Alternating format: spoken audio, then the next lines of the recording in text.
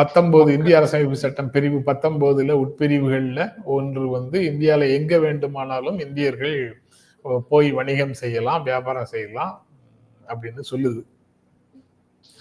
இவர் வந்து கர்நாடகால ஒரு படத்தை ரிலீஸ் பண்ண முடியாது அப்படின்னு சொன்னாங்கன்னா படத்தை ரிலீஸ் பண்ணி பாதுகாப்பு கொடுக்க வேண்டியது உங்களுடைய வேலை.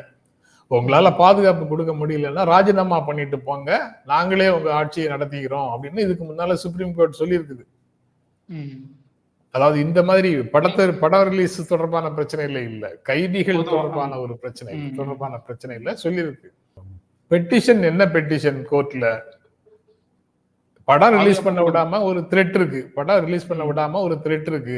நாங்க படத்தை ரிலீஸ் பண்றோம், நீங்க வந்து பாதுகாப்பு கொடுக்க சொல்லி அரசுக்கு ஒரு ஆணை எடுங்கள்னு கேக்குறாங்க. இந்திய அரசமைப்பு சட்டம் கொடுத்த வர்த்தகம் செய்வதற்கு ஒரு மனிதனுக்கு உரிமை கொடுத்திருக்குது எங்க வேண்டுமானாலும். அப்படி அவரு தப்பாவே பேசினார்னு வச்சுக்கோங்க, தப்பாவே ஒருத்தர் பேசினாலும் அவருடைய கருத்துக்காக அவர் மேல வழக்கு போட்டு அவரை அலைக்கழிங்க, பரவாயில்ல. ஒரு படத்தை ரிலீஸ் பண்ண விட மாட்டேன்னு படத்துக்கு எதிராக அச்சுறுத்துவது ஒரு குடிமகன் ஒருவனுடைய உரிமையை மறுப்பதற்காக சமம். சித்தராமையாவால அவருக்கு பாதுகாப்பு கொடுக்க முடியலன்னா சித்தராமையாவை ராஜினாமா பண்ணிட்டு போக சொல்லணும் அரசு. பேர் என்ன, நீதிமன்றம். ஆமா, அதுக்கு பதிலாக என்னென்னவோ செய்துட்டு இருக்கிற மாதிரி தெரியுது. Okay sir. இல்ல, அதாவது நீதிமன்றம் அப்படி சொல்லணும்ன்றது நான் சொல்லல, ஏற்கனவே உச்ச நீதிமன்றம் சொல்லியிருக்கு. எஸ் எம் கிருஷ்ணா முதலமைச்சராக இருக்கும்போது ராஜ்குமாரை கடத்தி வைத்திருந்தாங்கல்ல தமிழ்நாட்டுல,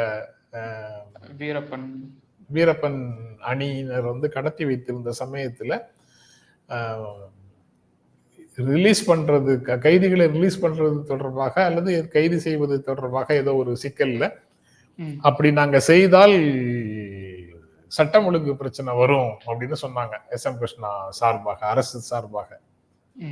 சட்டம் ஒழுங்கு வரும் அப்படின்னு சட்டம் ஒழுங்கு பிரச்சனை வரும் அப்படின்னு சொல்லி அரசமைப்பு சட்ட ரீதியாக செய்ய வேண்டிய வேலையை ஒரு அரசு செய்யாம இருக்க முடியுமா?